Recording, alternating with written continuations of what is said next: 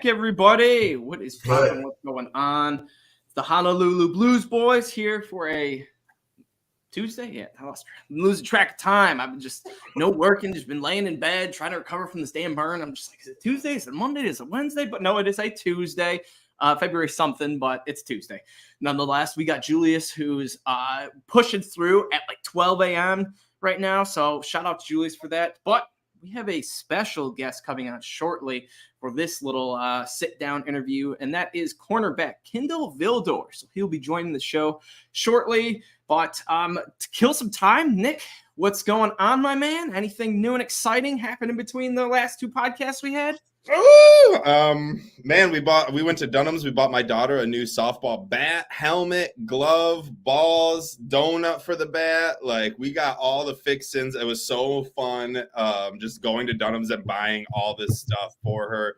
We just did batting practice for the last half hour right before the show. We were just out at the Diamond. 50 degrees here in Michigan, or like 45, pretty warm. Sun is shining. So I was like, we're running to the Diamond. I ain't wasting no time. She's 8. She's just getting into softball. So it was really fun. That's pretty much been the only thing that's kind of really captivated me over the past 3 days since we talked last. Love to hear it. Julius, any more slope shredding last couple days, or got anything planned? Yeah, man, we just got back yesterday, and I'm still recovering. I had a blast, and now I'm ready to talk to Kindle Vildor. Yeah. Hell yeah. But first, while we're waiting, I was going to try to do this towards the end, but, let's just kill some time. Tracy Walker, boys, he posted that he may have played his last down for the Detroit Lions. Always tough to see, a former captain, former team leader, just a former dog, because Tracy Walker just was that dog before Kirby. And then once Kirby hopped into the spotlight, he kind of took over and ascended that. So it's all working out. But Nick, give me some first thoughts on Tracy Walker. And do you think, we're going to miss him a whole lot? Or do you think this is a little more if he's going to be really getting a big role now? Well, I wouldn't ever say that we wouldn't miss him, because he stepped up in a huge way with the Matt Patricia years, the end of that, and in the beginning of the Dan Campbell years. One of the hardest hitters. He reminded me, when he would hit someone, he reminded me of a guy, if we remember, Luis Delmas or like Bob Sanders, right? Just these big, hard-nosed hitting safeties. And anytime you tried to cross paths with Walker, he'd put you on your ass. And that I loved him for that. I still thought and think he has many good seasons ahead of him. It might not be with Detroit, but Tracy Walker really was impactful in his time as a Lion. So it's sad to see it if it's not official, but if it ends up being official, I'll be sad. But onward and upward, it's business. Oh. Yes, sir. What is going on, my man? We have Kindle Vildor joining the. What's up, man? How y'all doing today? Good, man. Thank you for joining. Thank you as always. It's awesome to have a player like you join the show. Oh yeah, for sure, man. So I'm glad to, come over here, chop it up, man, with the Lions people. So, I'm just going to transition right into it. We were just talking a little before. I don't know if you saw the news, got word of it from some of the other Lions players, but it seems like Tracy Walker has played his last down for the Detroit Lions. So real quick, you got any type of Tracy Walker stories or any Tracy Walker moments of him and just your time with him? Yeah, I know. We actually played in the same conference, because he was at Lafayette and I was at Georgia Southern. So kind of ran into him there and stuff like that. So I've been kind of following him and keeping up with him, while I was in the league in Chicago and stuff like that. And yeah, man, good person overall, man. You know how this business is, man, and stuff like that. So but I know he'll find an opportunity somewhere and go out there and make plays for wherever he at next year. For sure. Well, talking about Georgia Southern, you started out your career there as a 2-star recruit. So I got to just ask you, what was the journey like from a 2-star recruit to making it to the NFL? And is there any advice you could give some of these younger, 2-star, 1-star, no-star recruits that are, trying to make the big league? Yeah, I went to a small school in Clayton County, Georgia, like right by the airport, College Park area. So didn't really get a lot of looks at some of the bigger schools in the Atlanta area and stuff like that. So kind of overlooked and everything. So always underdog and stuff like that. Just had to do extra and go beyond to get notice of colleges and everything like that, man. And Finally got an opportunity at Georgia Southern and stuff. A lot of different little mid-major offers and stuff like that. Nothing Power 5 and everything, but got an offer from Georgia Southern, and I kind of like just really fell in love with the school, the campus, the coaches, and everything like that, and just ran with that opportunity, man. And I feel like now, man, it's so different now, man. Like from when we was in high school, like people transferring like they in college and stuff, like in high school. You know what I mean? So. But if somebody that's overlooked, you just gotta go out there and just put in the work, man, because they can find you. And now you don't even have to start at the big schools. Now you can start at somewhere small and end up transferring everything. So it'll all play out. That's awesome. That's awesome. What's up, Kindle? My name's Nick. I'm so happy that you're coming on the show, dude. I can't wait to talk with you a little bit. Sure. I'm going to ask you a question. We had Scott Daly, long snapper, on last week, and I asked him the same question. I want to ask this one because I really, we're fans, right? This is a show by the fans, for the fans, and we don't know a lot of the intermingling that happens outside of just on the football field. So I'm curious because you are going into a free agency this year. Hopefully Brad Holmes and everyone, loved what you put on tape this year and brings you back home to Detroit. But I'm curious, how much say do you have in like a free agency when you are a free agent, or is that something you just allow your agent to handle and you just say, hey, I'll play wherever I want to play? Or are you like, no, these are the teams I kind of want to play for? Like how much say? Yeah, I feel like because the agent, he works for the players, you know what I'm saying? So if it's something that I really want to do or really like, you know what I'm saying, he got to honor that, you know what I'm saying? But I feel like the agent's pretty much doing most of the talking and just letting them know what I want and how I'm feeling about different situations. But yeah, it's going to be fairly new for me too and everything. So I'm just interested to see how all this is going to play out and how it is, man. Hell yeah. Yeah. What's up, Kendall? It's Julius. Very nice to have you on the show. You started off the season with Chicago, the team that drafted you. They waived you early on. You ended up in Tennessee for a little while. That didn't work out. Jumped over to Philly. I think by November you was with Philly before we picked you up from the practice squad in December. Can you just describe the whirlwind of going through all those teams before you ended up in Detroit with the NFC North champion Lions and being brought into the culture of that team? Yeah, it was crazy, man. Kind of going into Chicago, doing OTAs and camp, I kind of knew what was going on, you know what I'm saying? We drafted 2 corners and stuff like that, new coaches, new GM, they trying to get their guys in the building and stuff like that. So I kind of knew what was going on. So when I went to Tennessee, I'm thinking it's going to be like a fresh start and everything, you know what I'm saying? Then didn't really get an opportunity to really play there, you know what I mean? And so they ended up just waiving me. They had a couple of injuries and stuff, need to bring a couple of guys in. I'm like, you know what I'm saying? That one kind of hurt me, you know what I mean? But I was like, it is what it is. So I went to Philly and the D coordinator, he used to be my D coordinator in Chicago. So my agent just telling me, you know what I'm saying, just go there by the time being, you know what I'm saying, just see what happened. And then they were just saying that they didn't really have an opportunity for me to be able to be on an active roster and stuff like that. And they were just saying they don't want to just hold me on the practice squad. And literally that same day when they told my agent, I told my agent Detroit wanted me to come that same day. So that same night went to Detroit and was there for like a week and a half. And Tennessee was a lot of people don't really know, like Tennessee tried to bring me back to the active roster. They tried to sign me. I was like, what? Like, I'm like, man, like I was already there, like, you know what I mean? Like they wanted me to come back. And I was just told my agent, like, just tell Detroit, you know what I mean, see how they feel about it. And they were just like, I mean, like, we really want you. We don't want you to leave, so we'll go ahead and sign you, you know what I'm saying? And was able to do good when I was signed and stuff like that, and just end up keeping me the rest of the way, man. And I mean, NFC Championship game, playoffs, I mean, the rest was history right there. So that was a fun, good experience, though. It was all work at the end of the day, man. It was God's plan for me. Sure. I'm glad to hear. I'm glad you made it this way. Yeah, for sure. Oh, we got a muted mic moment. Adam, I was literally thinking, bro. Like, we haven't done that in a while. I muted myself. Yeah, we were doing a little ongoing trend we've had. Me, Julius, and not so much Nick. Just mainly me and Julius tend to mute ourselves just out of habit. But nonetheless, Kindle, jumping back to that Dallas Cowboys game. Now, a lot of people might think, oh, man, the CeeDee Lamb 92-yard touchdown, Kindle Vildor was there. No. You know what I think? That next drive, when the Cowboys marched down and you forced that fumble on CeeDee Lamb, causing a 14-point swing going from a Cowboys touchdown to a Lions touchback.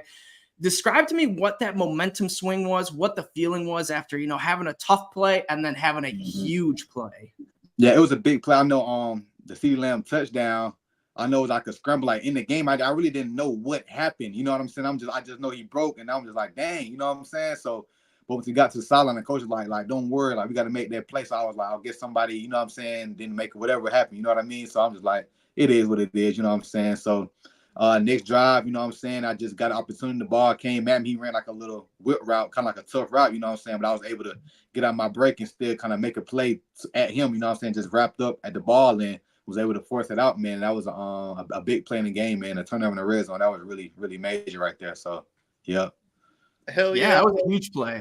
Just, being able to tackle, first team All-Pro CeeDee Lamb was. So a guy like that, being able to bring him down, he sheds a lot of tackles. So just to be able to, pull him down, force the fumble was huge. And ultimately, it did kind of lead to us a little heartache from the Lions fans with that whole flag call, because I don't think that was ridiculous. We didn't know what was going on, man. We thought it was over. Do you have any say on like what happened? Yeah, I mean, I really don't even know what. I know they were saying he didn't check in and this, and I saw all the stuff like on ESPN after the game. It was just kind of weird to me, you know what I'm saying? But actually being there, it was crazy because it happened so late. You know what I'm saying? We already celebrating. We think we about to go out back on defense, and you kind of just hear the crowd kind of like cheering, like, you know what I'm saying? I'm like, what? And they end up calling the flag. I'm like, man, I can't believe it, man. But it was a good atmosphere, man. Crazy game to be a part of. Hell yeah. Yeah, as a Detroit Lions fan, we've been around a few of those late calls that swing the game and not in our direction. But after that, Dan Campbell, Aaron Glenn really rallied the troops, brought us a big win after big win after big win. We get into the playoffs, the first playoff win we've had in forever, 30 years. And we couple that with another win against Tampa and then a damn close game against San Fran. I'm just curious a little bit on the Dan Campbell, Aaron Glenn, even like Dre Bly aspect. Like, what was it? What did it mean to you? Or like, what did you take away from being under those guys, having those guys coach you? Because we all know Aaron Glenn from growing up, just an amazing cornerback down in New Orleans. Dan Campbell's really flourished as a head coach. Dre Bly was a great cornerback here in Detroit. Like, what did that mean to you playing under them? Yeah, it meant a lot, man. I kind of felt like I was under pressure. You know what I'm saying? I'm coming in new, and they're like, hey, we need you to come out here and do this, do that. You know what I'm saying? And they was already winning this stuff. So, but I mean, nothing I wasn't used to and everything like that. But, man, it was good playing for those guys. It was an honor. I mean, Aaron Glenn, real fiery, really into it. You know what I'm saying? Good coach. And I know he'll get an opportunity next year, be a head coach one day and this, everything like that. And Dan Campbell, I mean, same way, man. Both of those guys are incredible coaches, man. I was glad I was able to be a part of doing this special moment with them and being a part. And yeah, man, it was a special opportunity, man. I love those guys for sure. That's awesome. Yeah, that's what's up. So, Kendall, I'm gonna go to the infamous San Francisco 49ers playoff play that you were involved in. Because everybody want to know, everybody asking about it. That's kind of how the whole world started talking about you, even though before that, we had already known you as a guy who came in late in the season, stepped into some big shoes when we didn't really have much going on at corner. You played your heart out. You gave us huge snap after huge snap. But then it come down to that play, and everybody want to talk about, Kindle Vildor. So just take us inside that play, right? Did you think that it was a pick? Did you see the ball coming at the last second? Did you miss it? Didn't see it coming? Like, can you just take us into that play and actually what happened from your point of view? Yeah, for sure. Like, we was in like a zone basically, and I was like the deep half defender. You know what I'm saying? So on the snap, I'm getting out of there. You know what I'm saying? So I see the quarterback kind of looking at Ayuk kind of running up on me, and I see him get ready to throw it. You know what I'm saying? I'm like, okay, like I know this is going to be mine. I'm all on top of him, but like as I'm running, it's not really keep going. It's kind of slowing down. So I kind of feel Ayuk on me a little bit too, and I'm really not trying to like get into him. You know what I mean? Because they going it's an offensive league. You know what I'm saying? Anything they gonna call a flag.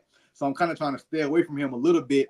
So we kind of like bump a little bit, and I end up just kind of falling, and like his hand kind of went up, and then it kind of went away at the last minute, and it just like hit me, and I'm like, I really didn't know what happened. You know what I'm saying? I just knew it kind of like hit me or whatever. I didn't know I kind of like dropped it, and I just see him kind of like on top and just kind of, I'm like, did he really just, the ball just bounced to him? Like, what are the odds? You know what I'm saying? Like, and then like looking, I'm like, I feel like I was in the lose anyway, because if he didn't catch it, they looked like they was gonna throw the flag. You know what I'm saying? And even as soon as he caught it, they picked it up. So it was just so unfortunate. You know what I'm saying? That it bounced right there to him. You know what I'm saying? But man, it was just a crazy moment, man. I'm like, wow, man. I guess they had God on their side or something, man. But it's just like so unfortunate that it hit right there to him, though. I'm like, man, like I don't know. I feel you, man. It's total luck, and just let you know, from Lions fans, we don't blame you for it, man. It could have. Yeah. I want to double up on that, though, and I'm just curious on how someone deals with the adversity. So. The day after, the night of, it's a heartbreaking loss. Obviously, it's a defending loss, and you go online, and that ESPN's posterized. And again, nothing like just pure dumb luck. It's annoying, but how did you kind of snap out? How did you snap out of it? Just like, I need to move on. Go on. For like in the game, or like just when the game was over. Just like when the game was over, and like the following day, like what I mean, like you're just moving. Yeah. It was just. Like the coach kind of talked to me, you know what I'm saying? The linebacker coach, he was just like, don't even sweat it, you know what I'm saying? Like, you did great for us this year, you know what I'm saying? It was just a fluke play they ended up getting, you know what I'm saying? He was just telling me, because in practice, I think like a couple of days in practice, I made a crazy catch in practice, you know what I'm saying? So I saw you make that play plenty of times, you know what I'm saying? But don't even worry about it. You went out there and you competed, you know what I'm saying? Just one play, you don't let it define you and stuff like that. So, you know what I'm saying? Just let it go down the drain. Then when they lost the Super Bowl, I was even more happier. So, And you from Atlanta? You're a Georgia boy. Did you grow up a Falcons fan by chance? Yeah, I used to love the Falcons, man. I used to love them. So when they lost in 2016, man, that was I about cried. Yeah. Yeah. You get a chance to meet Calvin Johnson then? Coming from like anywhere? But before, I never met him while I was in the Georgia area, anything like that. But my first time being up close in person to him on the first playoff game we went to, I saw him on the sideline and stuff like that. But I used to hear about him all the time that he played at Sandy Creek, stuff like that, same school as BB and everything. So yeah. Very cool, very cool. All right, Kindle, to wrap things up, I got the question that I'm sure a lot of cornerbacks and wide receivers get, and that is, who is the toughest wide receiver you've had to guard? If it was, picking off over Adam Thielen, T. Higgins, CeeDee Lamb, Justin Jefferson. I'm sure there's been tons of studs throughout the couple of years you've been in the league that you've defended. So who was the toughest? And don't be afraid to say Amon-Ra. I feel like Jefferson, he's the top guy right now that I played, just from being in Chicago and playing him twice and then coming here playing him again. So I've seen him a lot, you know what I'm saying? So I feel like he's definitely one of those top guys, and I feel like he's tougher than like what people may think. Like, he take hits, he get right up, you know what I'm saying? The crazy contested catches, he got the speed, the wiggle, the height, you know what I'm saying? So I feel like he's definitely the top of my list so far for sure. Hell yeah. Love to hear it. Well, Kindle, thank you once again for hopping on. This was very cool for you to hop on. Tell, just talk about the San Francisco game and the Cowboys game and all that stuff. So really appreciative for you to come on here and hopefully stay back, come back with the Lions. Back to Detroit, baby. For sure. We got unfinished business, bro. I know. Hopefully we can work something out, man. Hell yeah. All right. Well, thank you once again, Kindle. For sure. Yeah. Appreciate y'all. All right. Appreciate it, brother. All right. Thank you, Kindle Vildor, for hopping on. Great show. That was a great episode. I felt like I could have asked a few more questions, but, it is what it is. And we also don't like we get these guys on and some of them are talkers, right? Scott Daly was ready to talk for 3 hours with us. You can just feel it. And not that Kindle wasn't, but it's like, you want to give them the opportunity. Like, we're just taking like 10 minutes out of your day. You're busy. You got stuff to do. You just ended a football season. We're just talking about it. So, even though we could have asked more questions, it's good to let people go a little early. Leave them wanting more, Super cool for him to talk about that play against San Francisco. And, I was afraid once, because we didn't prep him that we were going to ask about that before or anything like that. No, but you knew that he knew that it was coming because, I'm glad he did. Yeah. There were a couple times where I think, Nick, you brought up the San Francisco game, and it was your Aaron Glenn, Dan Campa question. and he kind of started to smile because I think he thought you were about to ask. I was gonna dive into it. Yeah, I was like, no, I'm gonna let Julius run that question, dude. Hey, I called dibs way before. Great show, though. Great show. Hopefully, we have Kindle back, man, on the show and back on the team. Yes, agreed for both. Sure. Yep. 100%. And hopefully we can get Decker and Skipper to come back on. They're kind of, still going over the season, but knock on wood, we get them back. But if not, nonetheless, hopefully we'll get, someone else on. Maybe I'll message Shane Zylstra again, see if he'll come back. So I think Joey Harrington should be coming back on this year at one point. And old friend of the show that we had on a few years ago, Julius, you weren't here for this episode, but Mike McMahon. He's doing a lot of kind of press around. He's got his quarterback camp going on. So just a few old guys that we can, not old guys, but ex-Lions guys that we can bring on and just keep chatting with them. But as always, we'll always do our regular shows as well. We got, like I said, the combine is like next week or something like that. Oh gosh, boys, this was the first Sunday without football. It was a couple days ago. I felt like I was dead inside. There was nothing going on. It was terrible. And now I'm just like, wait, I mean, the Red Wings have been kind of doing good. Pistons are on All-Star break, and the Tigers are, I don't know. The Tigers have their first televised game in 5 days, boys. First spring training televised Sunday. Make sure you're tuning in. Tigers are winning the World Series this year. Yes, sir. Hope so. I mean, honestly, they got second best odds to win the division. So that's all you got to do. Win division, you're in. We got a weak division. So definitely possible. The Wings, too, are in the 8th right in the playoff hunt. We're there, baby. If season ended today. We're in the playoffs. We got 27 games to go. The Devils are chasing us. They play tonight against the Capitals. Let's go, Caps. And then the Wings are there.